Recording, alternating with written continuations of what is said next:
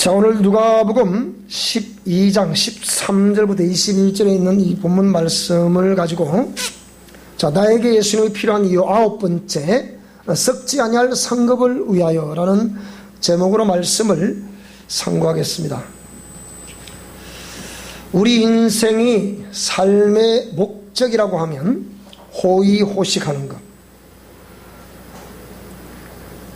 그 다음에 명예나 권력이나 또 쾌락을 누리는 것, 이런 것들이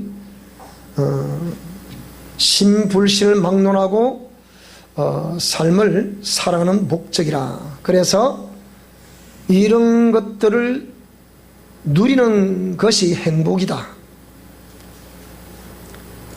행복하기 위해서 많이 배워라. 그리고 공부를 해라. 좋은 대학을 가라. 지식을 많이 습득을 해라. 그리고 대기업에 취직을 해라. 좋은 사람을 만나라.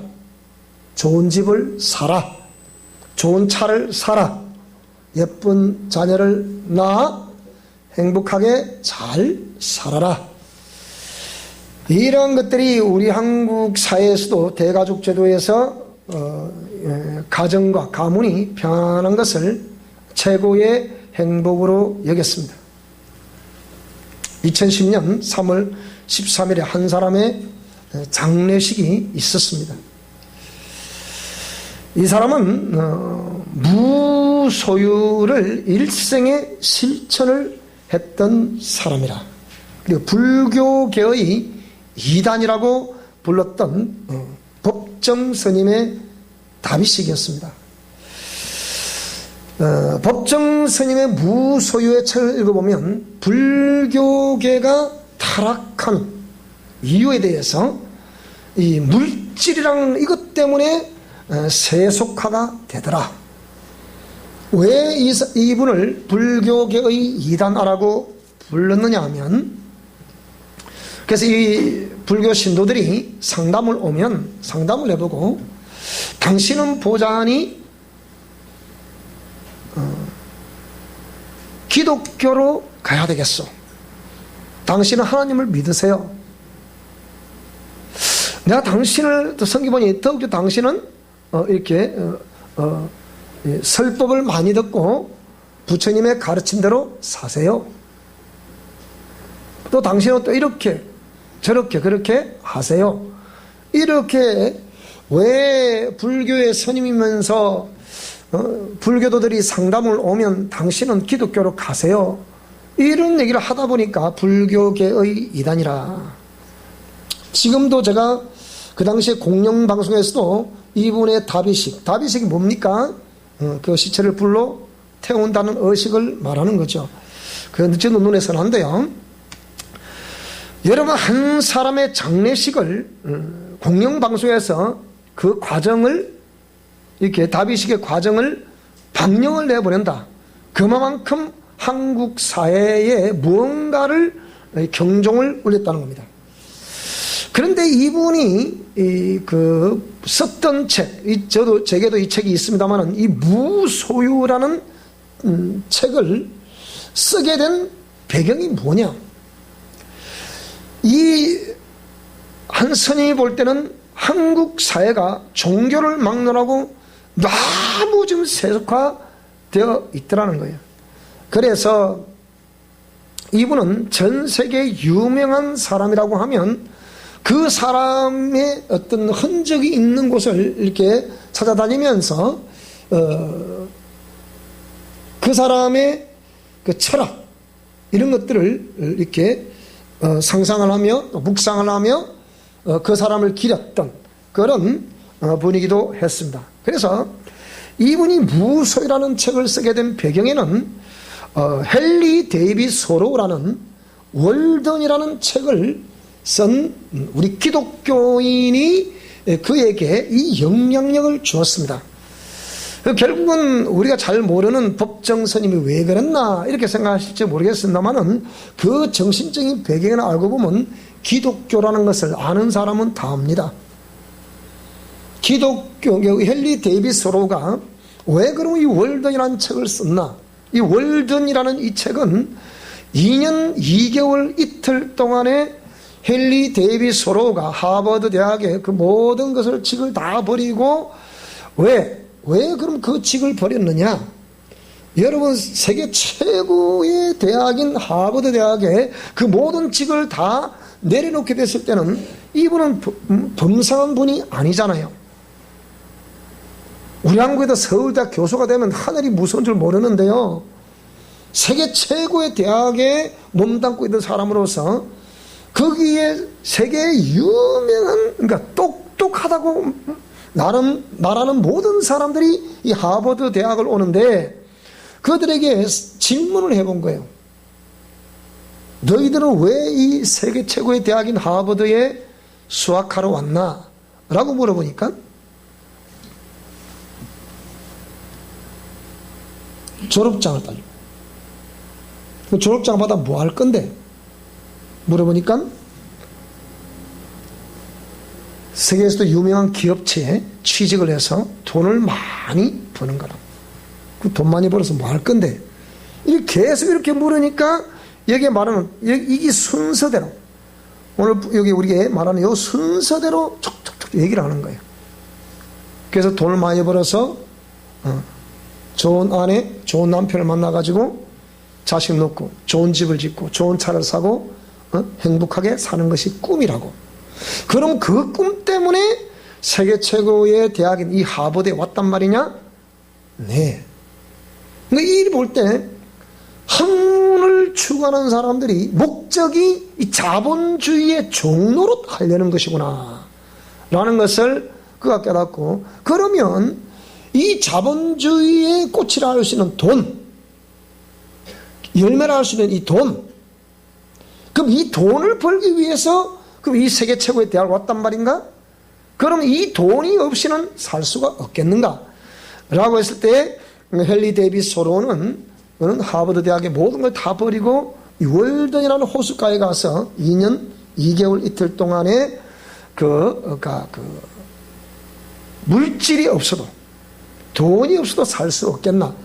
라고 해서 그러니까 호숫가에서 운막을 짓고 자연 속에서 그렇게 생활을 했다는 겁니다. 그래서 거기서 자기가 느꼈던 것을 글로 쓴 내용이 월든이라는 이 책이었습니다.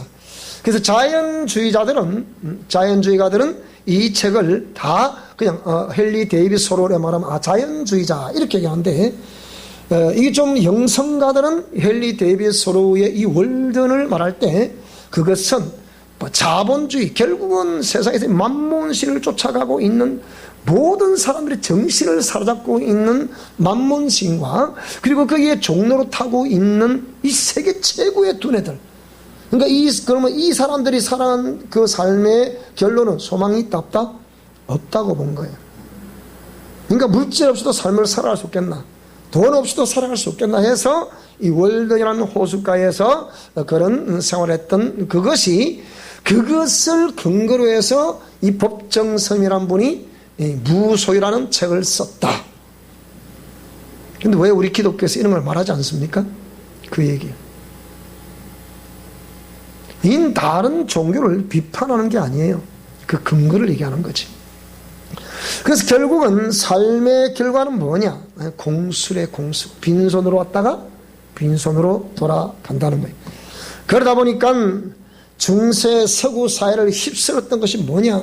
그런 자본주의와 이렇게 물질을 중심으로 한 이 만몬신이 지배하면서 자꾸 공부라는 목적도 이 세속으로 빠지게 만드는 것 때문에 결국은 인생이 추구한다는 그 철학, 인생을 논하고 어떤 나눈다는 이런 어떤 철학에서 추구하는 그것이 결국 그것이라 한다면, 이거는 인간은 결국은 빈손으로 왔다가 빈손으로 간다는 결론 앞에는 허무하다는 거예요.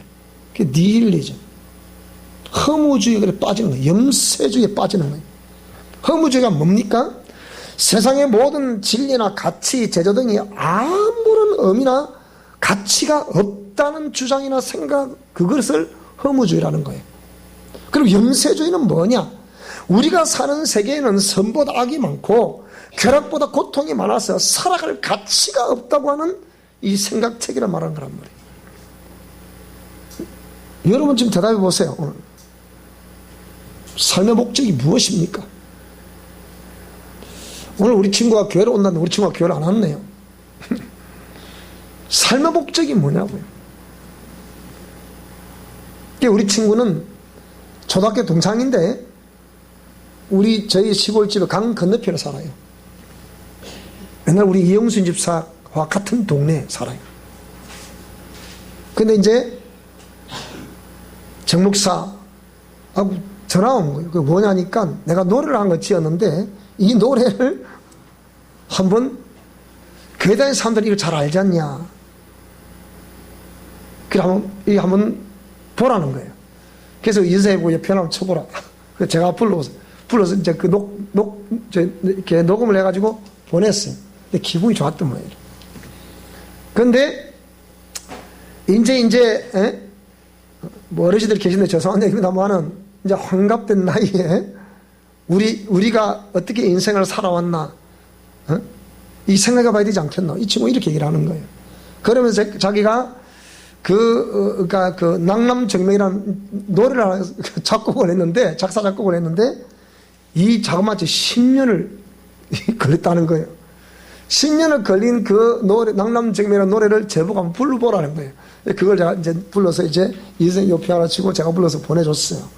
그랬더니 오늘 교회 온다대 오는데 안 하는데 그러면 시골에다가 이팝나무를 기념식수로 환갑 기념식수로 심었다는 거예요. 이제 제보해서 문자가 오늘 이제 올 줄 안 왔네요. 자, 그러니까 이런 친구들도 결국 이제 삶을 오늘도 살아보니까 뭐라고요? 삶의 답이 없구나. 결국은 빈손으로 왔다 빈손으로 간다는 것 뿐인데 답이 없구나. 그래서 우리가 철학에서 그러죠. 인생은 호랑이는 죽어서 가죽을 남기고 사람은 죽어서 이름을 남긴다 그러죠. 그래서 전도서 1장 12절에는 이미 우리 인생 선배들이 뭐라고 그랬냐. 전도자가 가로되 헛되고 헛되며 헛되고 헛되니 모든 것이 헛되다. 그래서 인생을 한마디로 말하면 헛되다는 거예요. 그런데 우리가 왜 그렇게 아둥아둥 이렇게 삶을 살아가고 있는지. 오늘 본문의 부자는 이렇습니다.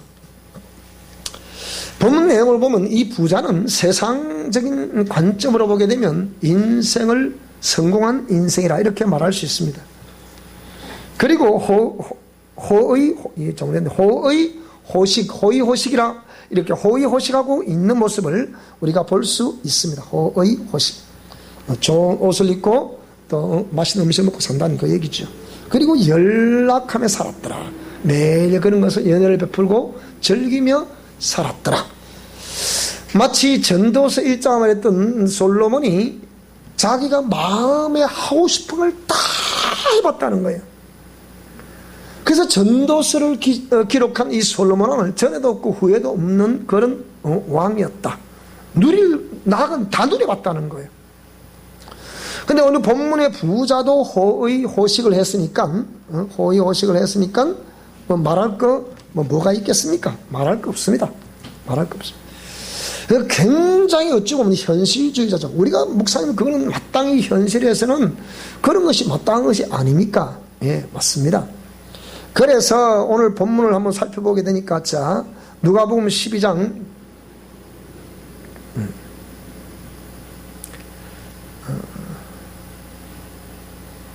오늘 누가복음 12장 여기에 13절부터 다시 한번 더 살펴보겠습니다. 자, 누가복음 12장 13절. 자, 12장 13절 보게 되니까요. 무리 중에 한 사람이 이르되 선생님 내 형을 명하여 유업을 나와 함께 나누소서 하니 이 사람아 누가 나를 너희의 재판장이나 물건 나누는 자로 세웠느냐. 저희가 이르시되 삼가 모든 탐심을 저희에게 말씀하시기를 탐심을 물리쳐라. 그러니까 욕심이 지나쳐서 날 그것이 속에 무엇 채우지 못한 그 무엇 채우기 위해서 탐하는 사람, 이걸 탐심이라고 그러는 거예요. 사람의 탐심을 물리쳐라. 사람의 생명이 그 소유에 넉넉한 데 있지 아니하다. 그래서 법정스님도 왜 이제 그런 책들 그런 내용도 나와요. 왜 땡중들이 땡중이라는 소리를 듣냐? 석가모니가 가르친 거기에 정절하지 않고 세상 물질의 눈이 어도 자꾸 그쪽을 쳐다본다는, 그쪽을 쳐다보고 자꾸 세속에 빠지고 심지어는 쾌락에 빠진다는. 제가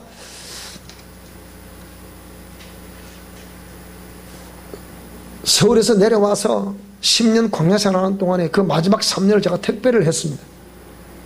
합천에서 택배를 했는데요, 합천에는 아시다시피 절이 엄청나게 많습니다. 구석구석 골짜기마다 절이에요.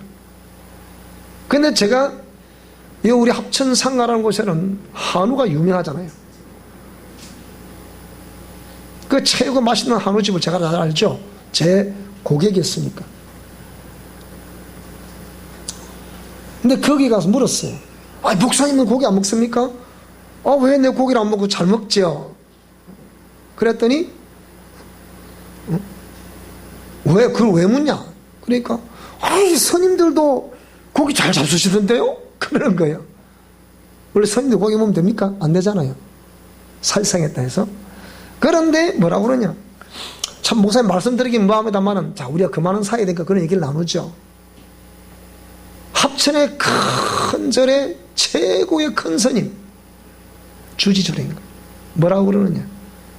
그 고깃집에 VIP 그런 사람 말이 한번 오시면 300만 원치 먹고 간다는 거예요. 고기 300만 원치를 먹었다. 2명 내지 3명 와가지고 300만 원치를 먹었다. 무슨 고기를 먹기에 300만 원치 먹어? 자, 이런 거. 그래서 탐심을 물리쳐라. 사람의 생명이 그 소유에 넉넉한 데 있지 아니하니라. 그래서 비유로 이렇게 한 비유를 들었습니다.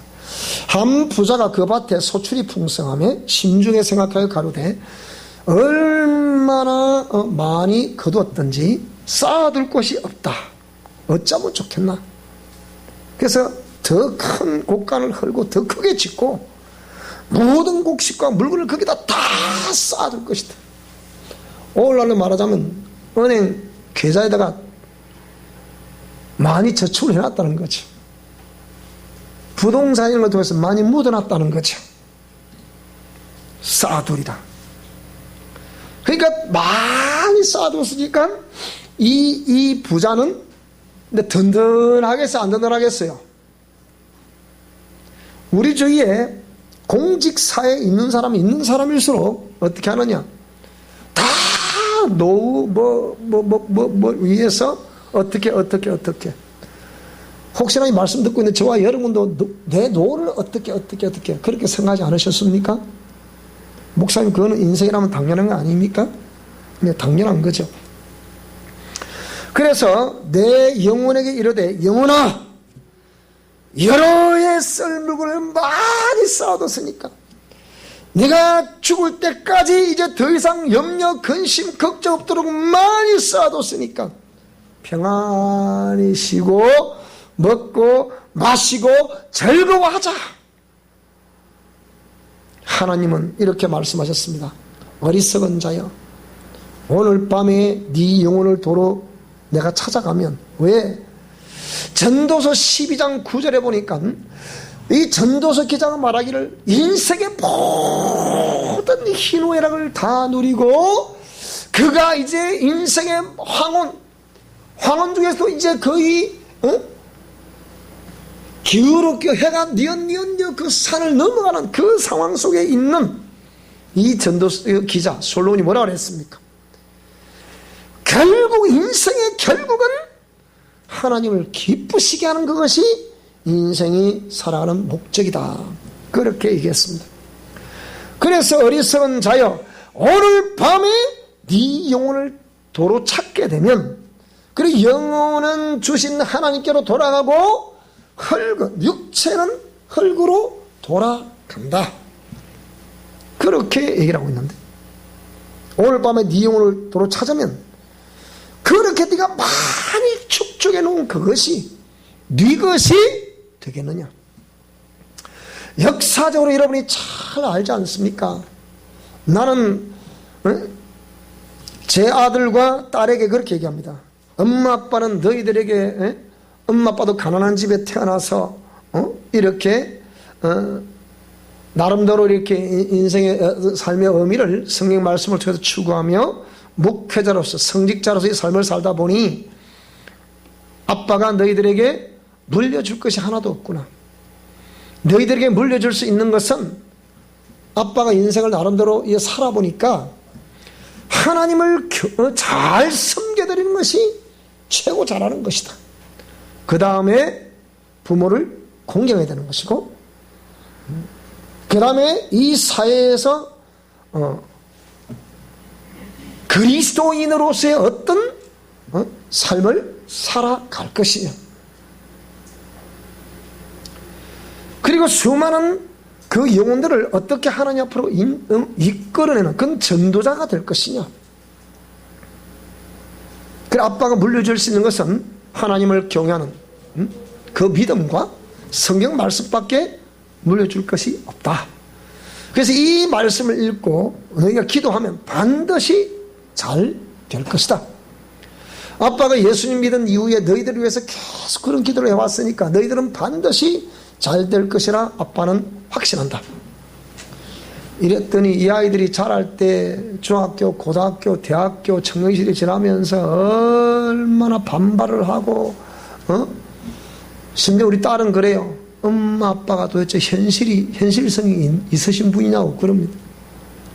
우리 딸에게 인생 철학을 많이 배웠습니다. 엄마 아빠는 현실성이 있는 분이냐 이렇게 많이 배웠습니다. 그럼 지네 어머니는 딸한테 고개를 푹 숙이고 그래 엄마 아빠가 너희들을 위해서 한번 해줄 수 있는 것이 없었구나. 아들도 그 분노를 자기들이 해준 것이 하나도 없었기 때문에 그 분노를 표출하는데 차마 아버지 어머니니까 분노를 표출하지 못하고 고개를 푹 숙이고 있다가 한마디 하는 것이 결과를 보여주세요 이러는 거예요. 결과를 보여달라고 하는데 보여줄 게 있어야죠. 아직까지도 달새방을 살고 있는데 보여줄 게 있어야지. 그러니까 아들이 이제 머리가 크니까, 딸도 머리가 크니까, 아이고 아빠 그때는 제가 어려서 그랬죠. 아빠 마음을 제가 왜 모르겠습니까? 그러면서 뭐라 그러냐, 어차피 아빠 우리는 없이 살았으니까 그것은 다 어릴 때 그냥 할 수 있는 소리 아니겠습니까? 그래 엄마 아빠는 오히려 나는 더 자랑스럽다고 그러면서 엄마 아빠는 오히려 성직자로서의 그 역할을 잘 감당해 주십시오. 머리가 크니까 이게 또 얘기하더라고요. 그래서 참 감사했습니다. 그러니까 자기를 위하여 재물을 쌓아두고 하나님께 대하여 부요치 못한 자가 이와 같다. 이렇게 오늘 본문은 어리석은 부자에 대해서 그가 많이 벌고 많이 축적해 놓았다고 해서 이것이 인생의 행복이다 이렇게 한 것에 대해서 하나님이 그 어리석은 부자를 보신 시각을 지금 설명해 주고 있습니다. 어리석은 부자야, 내가 오늘 밤에 네 영혼을 취하여 가면 이 많은 것이 네 것이 되겠느냐. 우리 한국에도 수많은 기업의 유명한 기업 회장들이 그 자녀들이 재산 분배 때문에 얼마나 목숨과 혈투를 벌이잖아요. 자기들이 좋은 부모 만나서 그 부모가 일생에 입지 않고 먹지 않고 돈 벌어놨더니 그 재산 더 받을 거라고 싸움하는 모습, 여러분 한 건 두 건 보는 게 아니잖아요. 현대가도 그렇고 두산가도 그렇고 우리 많이 봤잖아요. 이런 거 전부 다. 네? 제 주위에도 그런 거 좀 많이 보고 있지 않습니까? 그래서 오늘 본문의 이 부자는 인생을 나름대로는 세상적인 시각에서는 성공했다. 호의호식을 했다.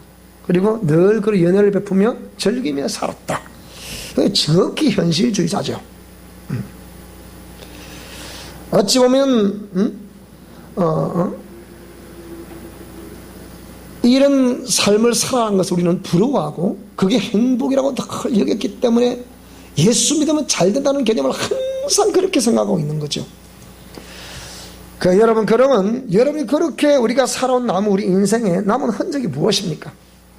우리 교회는 특별한 부자도 없고 특별한 가난한 사람도 없으니까 다 우리가 어찌 보면 가난한 분류에 속하죠.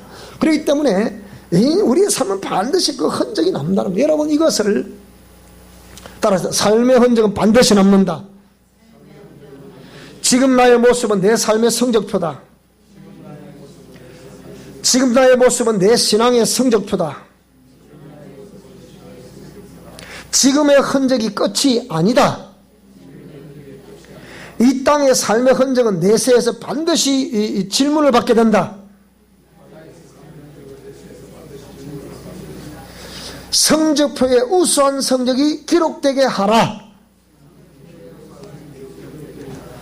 그러니까 여러분 이렇게 다 뜨더라면 목사님 그거 제발 그 소리 좀 안 했으면 좋겠습니다. 왜 인생의 성적보다 삶의 성적보다 말하니까 안 그래도 괴로워 죽겠는데 그 표현을 하시니까 더 괴롭네요. 이렇게 하시는 분도 있더라고요. 그러나 이것이 다른 말로 우상 숭배의 부정적인 영향이라고 그랬잖아요. 우리가 각 가마다 전부 다 우상 숭배했던 가문의 후손으로 태어나서 우리의 삶을 잘 돌이켜보니까 정말 이것이 우상 숭배의 결국은 성적표였구나, 그거예요. 그래서 여기서 나름대로 우리가 내가 하는 일들이 왜 안 되냐 이거 생각하기보다는 이게 여러분 우상숭배의 부정적인 영향력이겠다. 우리 위의 조상들의 이 우상숭배의 영향력이겠다. 쉽게 말하면 자손 3, 4대로 이 부정적인 영향력이 내려간다 얘기하더니, 저주가 내려간다 얘기하더니 이것이 그 영향력이구나, 그 성적표구나, 우상숭배했던 성적표구나, 이렇게 생각하시면 돼요. 저는 늘 얘기할 때마다 우리 가문을 항상 얘기하잖아요. 자, 그래서 오늘 저와 여러분들의 우리 인생의 삶은 지금부터 이제 어떻게 살아갈 것이냐, 여러분이 하나님의 성령께의 인도하심을 받을 수 있도록 항상 우리의 심령 성전을 정결케 하라 라는 이유가 여기에 있습니다. 내 심령을 정결케 하는 그것이 내 심령 성전에 하나님의 성령이 임하게 될 것이고, 하나님의 성령이 임해야 충만하게 될 것이고, 충만하게 되어야 흘러 넘쳐 그 영향력이 넘치게 될 것이고, 영향력이 넘쳐야 환경과 대인관계를 적시게 될 것이고, 거기서 우리 인생의 회복은 올 수 있다, 그 얘기입니다. 그래서 우리들의 신앙과 삶은 반드시 기록이 되는 거예요. 계시록 20장 11절로 12절 말씀 다 같이 읽어보겠습니다. 자, 시작.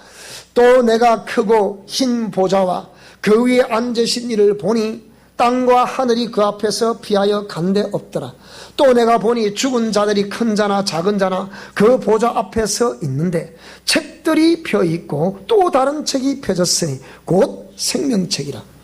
죽은 자들이 자기 행위를 따라 책들에 기록된 대로 심판을 받게 된다. 세상의 종교들은 이런 내용을 말하지 않습니다. 내가 어저께 참 우리 서울의 제자에게 참 또 기가 막힌 전화 받았다. 허경영이라는 이 집단이 앞으로 미래에 대통령이 된다고 지금 얘기한대요. 대통령이 되면 지금 어떻게 기부를 하냐에 따라서 그때 뭐 국무총리, 각부 장관, 뭐 어쩌고 저쩌고, 각부 도지, 뭐 지방도지사, 뭐 시장 군수, 뭐 또 뭐 이렇게 흑세무민하고 있는데 왜 이 정부는 그런 걸 놔두냐 그 얘기예요. 왜 그렇습니까? 그래야 기독교라는 종교를 희한하듯한 종교를 만들 수가 있거든요. 그런데 그렇게 하려고 하면 그 세미나에 한문, 일주일에 한 번씩을 참석해야 되는데 한문 참석할 때마다 무조건 10만 원씩 이상 내야 된다는 거예요. 그래가지고 어디 경기도에다가 아방궁 저번에 TV 조선에 그게 나왔어요. PD 수준 비슷한 그 프로에 나왔거든요. 제가 그걸 봤거든요. 거기서 막 그걸 하면서 나름대로 질병을 치료납시고, 근데 거기에 우리 제자의 어머니하고 동생이 그리 빠진 거예요. 거기에 저 사람 다 갖다 바쳤네. 그런데 문제는 뭐냐? 자꾸 그렇게 힘을 아까 어머니 그거 벌써 뭐 십몇 년 쫓아다니는데 거기에 지금. 근데 뭐냐? 희망을 잃어버렸대. 자꾸 어머니가 한숨을 푹 부신대 그게. 왜 그렇습니까? 돈 없으면 이제 못 가잖아. 여러분 이게 지금 도대체 뭐 하는 짓입니까 이게? 벌써 신천에 드는 거 단속 얼마 단속 얼마나 할 수 있다. 이 가정 파괴범 저 사람들은 그거 안 되잖아요. 옳은 기독교는 그렇게 하지 않거든요. 정통 기독교는 가정을 살려주는 겁니다. 가정을 하나 되게 만들어주고 가정을 살려주는 것이 기독교지 가정을 파괴하는 기독교가 아니란 얘기예요. 그러면 이 사회에서 자꾸 무리를 일으키는 그 집단들을 거짓되다 보면 그렇게 가정을 파괴하거든요. 이런 나 그게 어제 전화 왔어. 그 저보고 목사님 어찌해야 되겠습니까? 가만히 놔둬라. 돈 다 쓰고 나면 돌아오겠지. 제가 그랬어요. 왜? 아무리 말도 안 되니까. 그래서 이렇게 책들이 펴있고 또 다른 책이 펴졌는데 그게 생명책이라 죽은 자들이 자기 행위를 따라 다 책들에 기록된 대로 심판을 받는다. 이게 뭐냐? 이게 뭐냐? 바로 여기에 백보자 심판, 희고 큰 보자라고 부르는 이 백보자 심판대 앞에 신불신을 막론하고 전부 다 이 심판대 앞에 다 쓴다는 거예요. 이 심판대가 어떤 심판대입니까? 바로 만물을 지으시고 인간을 지으셨던 창조주 하나님이 이 하나님의 경륜의 마지막 때에 그 영혼들을 심판한다는 거예요. 우리 인간이 짐승과 다른 것은 인간 속에는 영이 있다는 거예요. 이게 짐승과 다른 거예요. 그럼 영이 있는 사람은 신불신을 막론하고 종교를 막론하고 전부 이 창조주 하나님 앞에 심판을 받게 된다. 그때에 오늘 조금 전에 말씀한 대로 삶의 흔적은 반드시 남게 되는 거기 책에 딱 기록돼. 우리 경상도 속된 말로 치부책에 전부 다 기록이 되는 거라 이 말이에요. 그래서 지금 나의 모습은 내 삶의 성적표고 신앙의 성적표고 지금의 이 흔적이 이 비록 내가 이 흔적이 부정적인 흔적인지 긍정적인 흔적인지 이건 잘 모르겠지만 이 흔적이 끝이 아니다.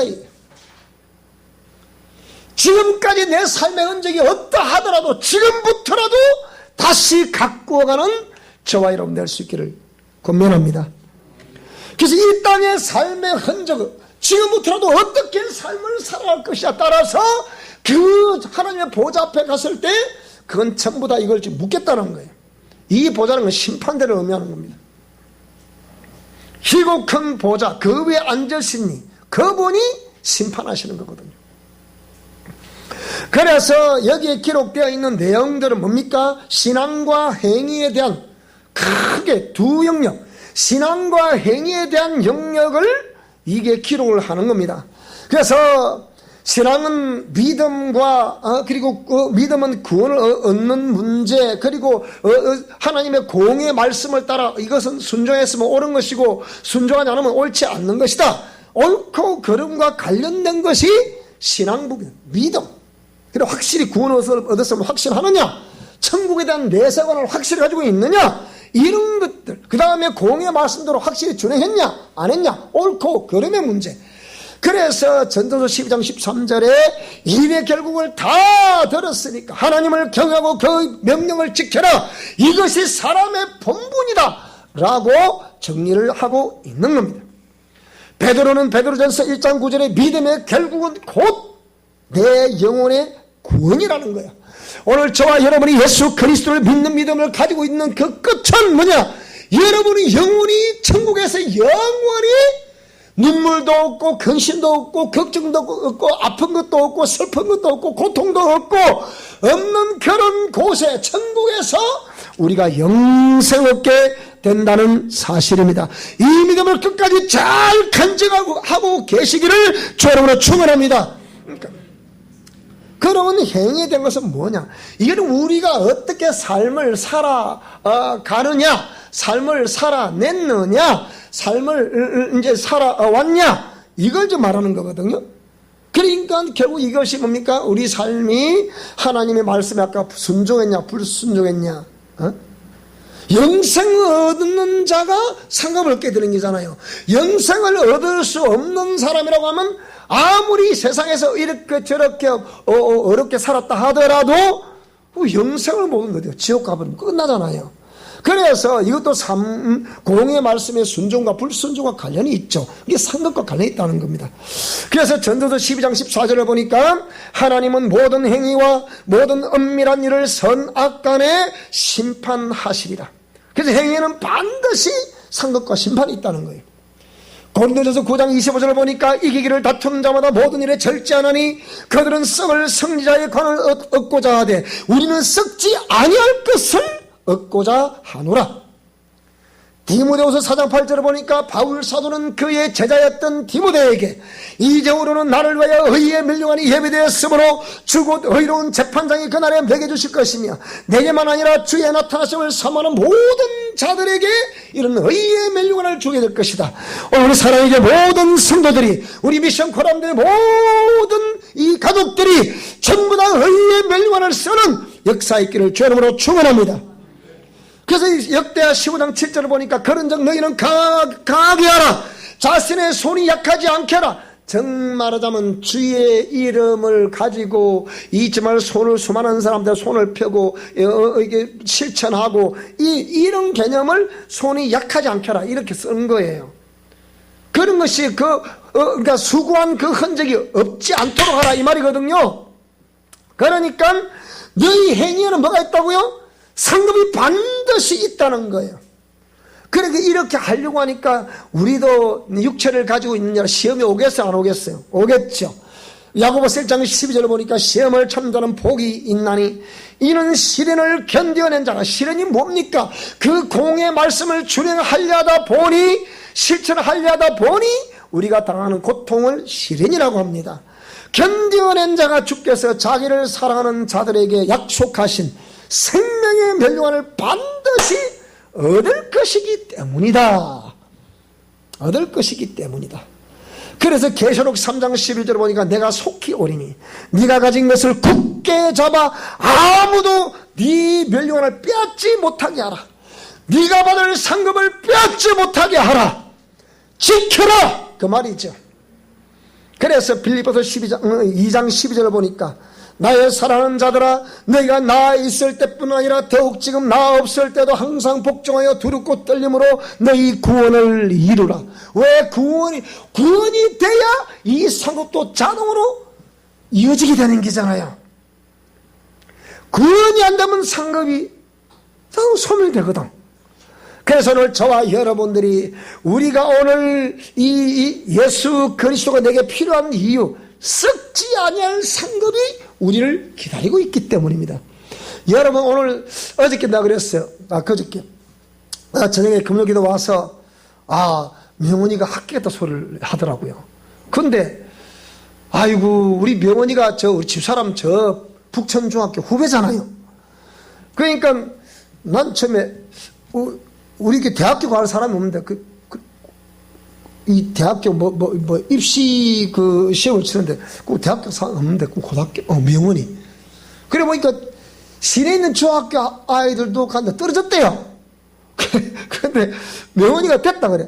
그래서 참 명원이 저놈이 매일 밤새도록 게임한다더니 이게 돼야 될 텐데 걱정이 태산이래.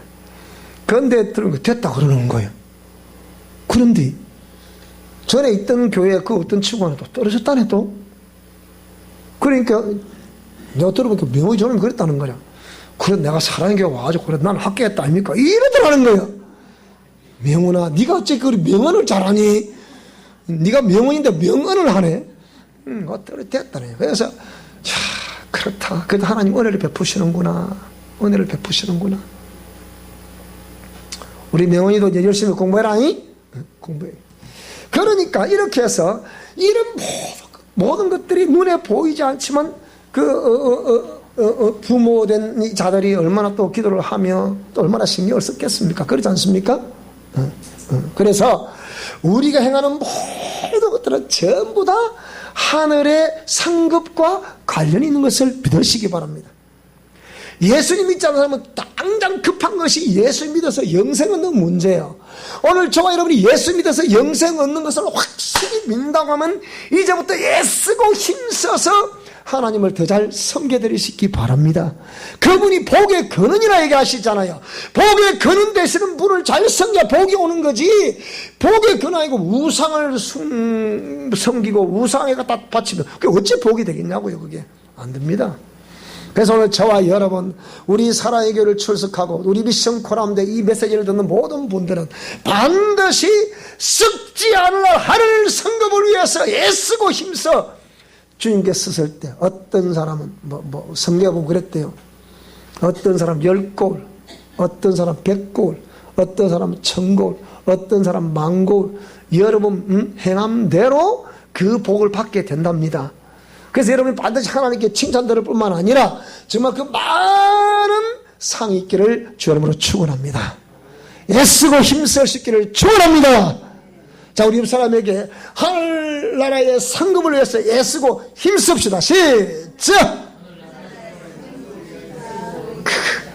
그거 뭐 내가 참다 그거 내가 참 그거 내가 잘하나 그걸 갖다가 막 그리 됩니다. 힘씁시다. 기도하겠습니다. 하나님 아버지 감사합니다. 주님, 오늘도 주님 함께 주셔서